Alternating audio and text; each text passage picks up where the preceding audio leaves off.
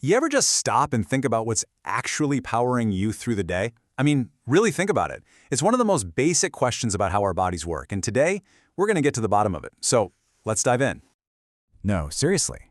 Right now, that energy you're using to focus, the power it takes to just lift your hand, even the silent, constant energy that's keeping your heart beating, where does all of that fuel really come from? Well, the truth is, your body is in this constant state of asking for one thing and one thing only: energy. You can think of it like the currency of life, and pretty much every single thing you do costs something. And it's so easy to just think about the big stuff, right? Like running a race. But what's wild is that the silent work is just as demanding. Reading a book, firing off a quick text, even just thinking, all of it taps into your energy reserves. Your body is basically a machine that never, ever shuts off. So, if our body is always demanding fuel, what is that fuel exactly? Well, it's time to meet the hero of our story, and it's a simple little sugar called glucose. This is it. This is the big answer. Glucose is the main, #1 preferred source of energy for almost every single cell in your body. It's like the premium, high-octane gas that keeps your engine running perfectly. And what's so cool is how simple this little powerhouse molecule looks. I mean, it's just a few carbon, hydrogen, and oxygen atoms stuck together.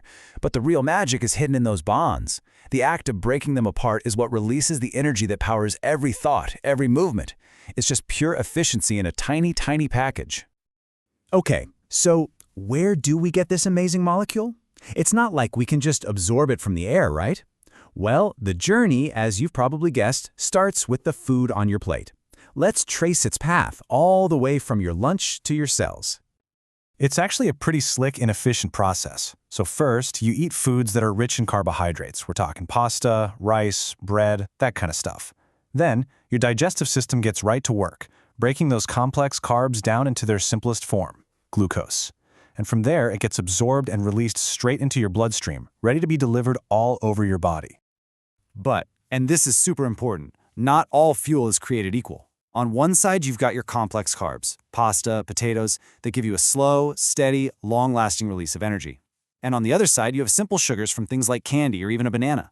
They give you that immediate kick, that fast burst of power, but it doesn't last. This is the difference between having steady focus all afternoon and hitting that awful energy crash. Okay, so now the glucose is in the bloodstream. You can picture it like a whole fleet of delivery trucks cruising down a highway. But how does the cargo get from the highway into all the individual houses, or in our case, our cells, to actually deliver the power? This right here is the key. The whole process is called cellular respiration. It's basically a chemical reaction that happens inside your cells, where that glucose combines with the oxygen you're breathing, and boom, it's converted into usable energy. That's literally the moment the fuel gets burned. And this makes total sense if you think about an athlete, right? Their muscles are working like crazy, so their cells are practically screaming for more fuel. Their demand for glucose is way, way higher, which is exactly why you see them chugging sports drinks or loading up on carbs. They're just trying to restock the warehouse. Now, a system with this much traffic absolutely needs an air traffic controller.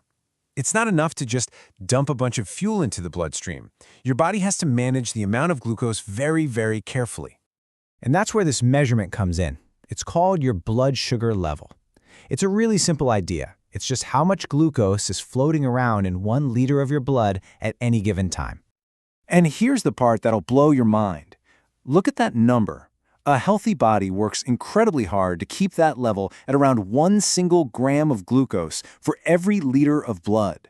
That is just an amazing, mind-boggling feat of biological engineering. And keeping that delicate balance is absolutely critical. If the body starts to lose its ability to control these levels, and they swing way too high or dip way too low, it can lead to some really serious health issues. In fact, that's the core problem for people who are living with diabetes. So there you have it. We've followed the journey from a simple piece of bread on your plate all the way to the energy that's powering the neurons firing in your brain right now. So let's just put it all together one last time. It really is a beautiful, elegant cycle. You eat, your body digests and makes glucose, that glucose gets transported through your blood, and finally, your cells use it for power. This exact cycle repeats itself every single day with every single meal you eat. So the next time you feel that burst of energy to push through a workout, or even just find the focus to finish a task, you'll know exactly where it came from. It all starts with that simple but incredibly powerful molecule, glucose. Which really just leaves us with one final question. Now that you know the source of your power, how are you going to choose to fuel your day?